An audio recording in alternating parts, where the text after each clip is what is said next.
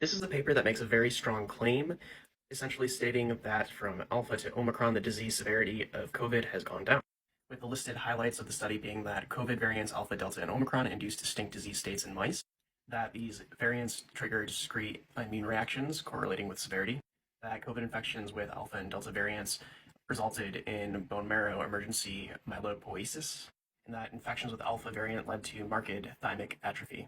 And then I'll get to what these two mean when we get to that in the paper. So our first suspect statement here is that COVID has evolved to variants that are associated with milder disease. And the statement I find more important is that the changes in the immune response is correlated with the severity of infection. What's very interesting is that each COVID variant is producing a distinct lung and blood immune response, which can be measured with blood and lung neutrophilia.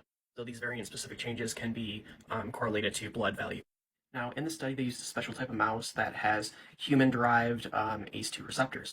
Now, what they essentially did is took a controlled amount of COVID virus and used a pipette to sort of nasopharyngeal intubate this virus straight into the mouse. The authors started with increasing doses of the alpha variant to figure out how much virus to give the mice, because the alpha variant was known to be very deadly. With the alpha variant tested at 3 different doses, it was a severe presentation on all the mouse, with poor survival at the highest level tested for the virus. All the animals with a high dose of administration of COVID for the alpha, 50% of infections had neurologic symptoms, as these symptoms were lower for the 2 other doses tested, the lower level doses. And when doing brain necropsies of the mice at the intermediate doses of the alpha variant, it was found that the scores of the brain damage that was caused was only passable to be considered humane research use at the low and intermediate level. So to keep the study as humane as possible, they decided to dose the individual mice at the lowest level possible. Without repeating the severity analysis, they just used that lowest level for alpha for both delta and omicron, where they compared the course of infection from day 1 of infection to 6 days later for each of the 3 different variants. At 6 days post-infection, those infected with the Delta variant had significant lung observations that were able to be observed macroscopically. This is with the naked eye. And for Alpha and Delta variants, they saw stomach and intestinal changes macroscopically as well, where these changes were largely bleeding, clotting, or congestion within the lungs, and bleeding, diarrhea, or having a lot of gas for the intestines and stomach. Interestingly, the stomach and intestinal changes were not noted in Omicron-infected counterparts.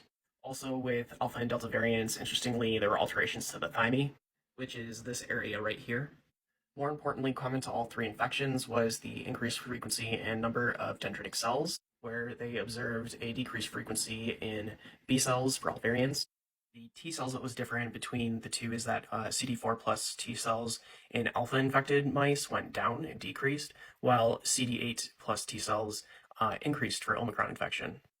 From days 3 to 6 post-infection, the frequency of neutrophils was increased in the alpha and delta variants, but it was stable in mice with the Omicron variant, which reinforced that neutrophilia are an effective indicator of disease severity in COVID infection in the mice.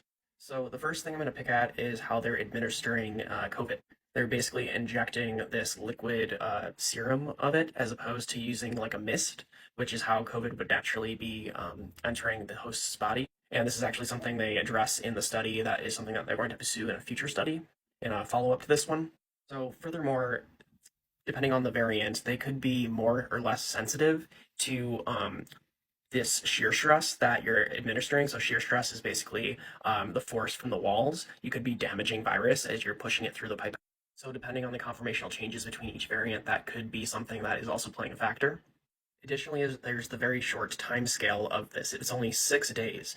I would have liked to see them go from infected to not infected to make sure that they're going throughout the entire staging, because the incubation period might be different between each of the different variants, specifically in regards to the certain strains that they have that they're testing here, the B117, the B1617.2, and the B11529. If, for example, the incubation period in time to peak severity is shorter for alpha and much longer for Omicron, for this variant and that variant, then it could be skewing the results. So a study with a longer time point with more sampling periods from like day 1 to the end of it would help to sort of fix this, as well as having a control population of mice. And then stratifying more, so like they found the most comfortable window they were able to do with alpha, but having different severity levels for delta and different severity levels for omicron would be very beneficial. I don't like that they cut that out of this study, essentially. They just kind of took alpha, which is the highest level severity, and said this is the low level that we're going to use for this, and then we're going to compare that same level across. Like, it's an okay thing to do, but not perfect. Because it's very possible that having a higher level of virus for Omicron and a higher level of virus for Delta would be very comparable to what we were seeing with the low levels or intermediate levels of the Alpha variant, which is another major factor that I think is kind of skewing their study.